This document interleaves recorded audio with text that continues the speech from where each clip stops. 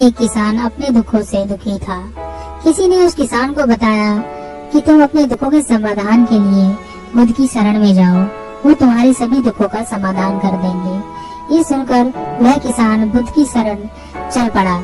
जैसे कि हम सभी के जीवन में होता है, वह किसान भी अनेक कठिनाइयों का सामना कर रहा था। उसे लगा कि बुद्ध उसे कठिनाइयों से निकालने का कोई उपाय बता देंगे। वह बुद्ध के पास पहुंचा और उसने बुद्ध से कहा कि हे बुद्ध, मैं किसान हूँ, मुझे खेती करना अच्छा लगता है, लेकिन कभी भी वर्षा पर्याप्त नहीं होती और मेरी फसल बर्बाद हो जाती है। पिछले साल भी मेरे पास खाने को कुछ नहीं था और इस साल जब मैंने फसल बोई तो इस बार बहुत अधिक वर्षा हुई, जिसके कारण मेरी फसल को नुकसान पहुंचा। अभी भी मेरे पास खाने को पर्याप्त नहीं है। बुद्ध उसकी बात शांतिपूर्वक सुनते रहे। किसान ने कहा, मैं विवाहित हूँ, मेरी पत्नी मेरा ध्यान रखती है, मैं उससे प्रेम करता हूँ, लेकिन कभी कभी वह मुझे परेशान भी कर देती है। कभी मुझे लगता है कि मैं उससे उकता गया हूँ और कभी मुझे लगता है कि वह मेरे जीवन में ना होती तो अच्छा होता। मेरे बच्चे भी हैं, वे भले हैं, पर कभी कभी वो मेरी अवज्ञा कर देते हैं और कभी तो वो मेरी बात नहीं मानते, तो मुझे ऐसा लगता है कि मानो वो मेरे बच्चे ही ना हो। किसान ऐसी ही बातें बुद्ध से करता गया और अपने एक एक करके सभी कठिनाइयों को उसने बुद्ध को बताया। उसके जीवन में बहुत सारी समस्याएं थी। बुद्ध ध्यान पूर्वक उसकी समस्याओं को सुनते गए। बुद्ध ने एक शब्द न कहा और वह बताता चला गया। आखिरकार बताते बताते उसके पास बताने के लिए कोई और अधिक समस्या ना बची। अपना मन हल्का कर लेने के बाद वह चुप हो गया और प्रतीक्षा करने लगा कि बुद्ध उसे कुछ उपाय बताएंगे, लेकिन बुद्ध कुछ भी ना बोले। उसने बुद्ध से कहा कि मैं आपके पास आया हूँ, क्या आप मेरी समस्या का समाधान नहीं करेंगे? बुद्ध ने कहा, मैं तुम्हारी कोई सहायता नहीं कर सकता। किसान ने अचंभित होकर कहा, ये क्या कह रहे हैं आप? सभी कहते हैं कि आप सभी के दुखों का निवारण कर देते हैं, तो क्या आप मेरे दुखों का निवारण नहीं करेंगे इसलिए कि मैं एक गरीब किसान हूँ? बुद्ध ने कहा, सभी के जीवन में कठिनाइयाँ हैं, तुम्हारे जीवन में कोई नई कठिनाई नहीं है। ये कठिनाइयाँ तो सभी के जीवन में आती हैं और जाती हैं। कभी मनुष्य सुखी होता है, कभी दुखी होता है, कभी उसे पराये अपने लगते हैं और कभी कभी उसे अपने भी पराये लगते हैं। ये जीवन चक्र है, इनसे कोई नहीं निकल सकता। वास्तविकता यह है कि हम सबके जीवन में 83 कठिनाइयाँ हैं। मेरा, तुम्हारा और यहाँ उपस्थित हर व्यक्ति का जीवन समस्याओं से ग्रसित है। तुम इन 83 समस्याओं का समाधान नहीं कर सकते, कोई नहीं कर सकता। मैं भी तुम्हारी इन समस्याओं का समाधान नहीं कर सकता। यदि तुम कठोर कर्म करो और उनमें से किसी एक का उपाय भी कर लो, तो उसके स्थान पर एक नई समस्या खड़ी हो जाएगी। जीवन का कोई भरोसा नहीं है। एक दिन जिन्हें तुम चाहते हो वो तुम्हें छोड़ देंगे और चले जाएंगे, और एक दिन ये जीवन भी तुम्हें छोड़ देगा और तुम भी यहाँ से चले जाओगे। जीवन का कोई भरोसा नहीं है। एक दिन तुम्हारे प्रियजन चल बसेंगे और एक दिन तुम खुद भी चल बसोगे। समस्याएं सदैव वैसी ही बनी रहेंगी। आज भी वैसी ही समस्याएं हैं जैसे कि 100 साल पहले थी या 1000 साल पहले थी। समस्याएं जस की तस ही रहेंगी और इन समस्याओं का कोई कुछ उपाय नहीं कर सकता है। किसान क्रोधित हो गया। वह बोला, सब कहते हैं कि आप महात्मा हो। मैं यहाँ इस आस में आया था कि आप मेरी कुछ सहायता करोगे।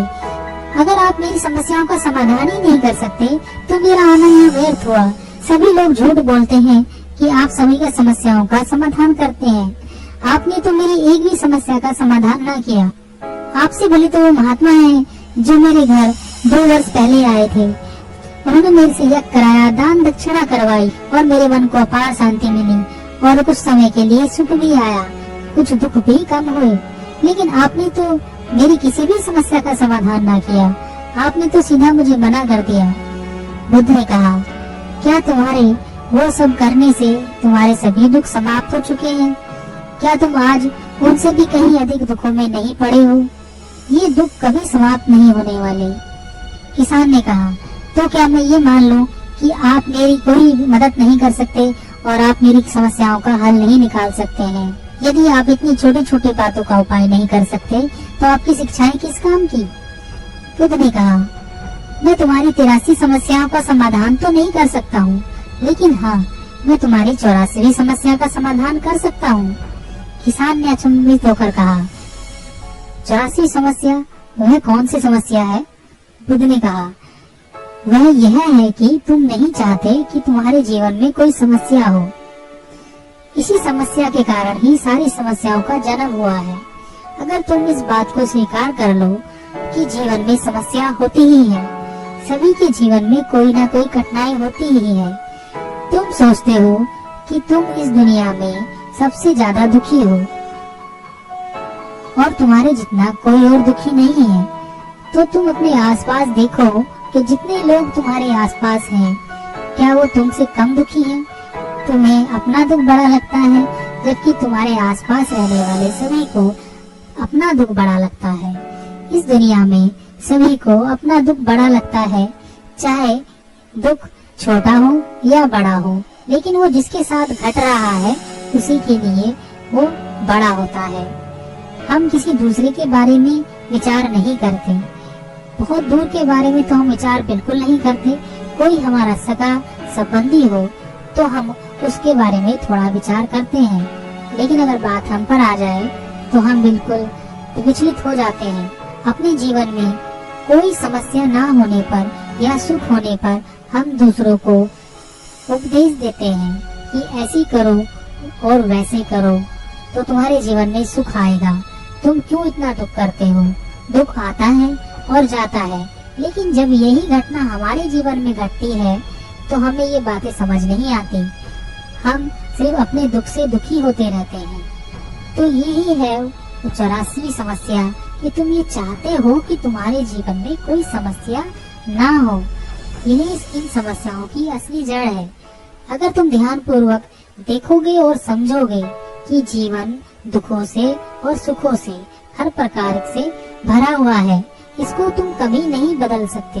अगर तुम ये चाहते हो कि तुम्हारा जीवन हमेशा सुखी हो और सुख से रहो तो ये भी संभव नहीं, और अगर तुम चाहते हो कि तुम्हारा जीवन हमेशा दुख से भरा हो तो ये भी संभव नहीं है। अगर तुम ये चाहते हो कि तुम सुख और दुख से ऊपर उठ सको तो ये संभव है। सुख और दुख को आने से हम रोक नहीं सकते, लेकिन सुख और दुख का हम पे कोई प्रभाव ना हो ऐसी व्यवस्था हम कर सकते हैं। तो मैं तुम्हारी 84वीं समस्या का समाधान कर सकता हूँ, बाकी 83 समस्याओं का समाधान मेरे हाथ में नहीं है। अगर तुम चाहते हो कि तुम्हारे जीवन में कोई समस्या ना हो तो तुम्हें इस बात को समझना होगा कि जीवन में समस्याएं आती ही हैं, हमें उनसे विचलित नहीं होना चाहिए। वह किसान बुद्ध के चरणों में गिर पड़ा और बोला, हे बुद्ध, इतनी छोटी सी बात मैं आज तक समझ ना पाया। आपने इतनी छोटी सी बात में सरल शब्दों में मुझे समझा दी, इसके लिए मैं आपका बहुत बहुत आभारी हूँ। अब मैं जीवन को पूर्ण रूप से जीऊंगा और कभी सुख और दुख के फेरे में पड़कर अपना जीवन बर्बाद नहीं करूँगा।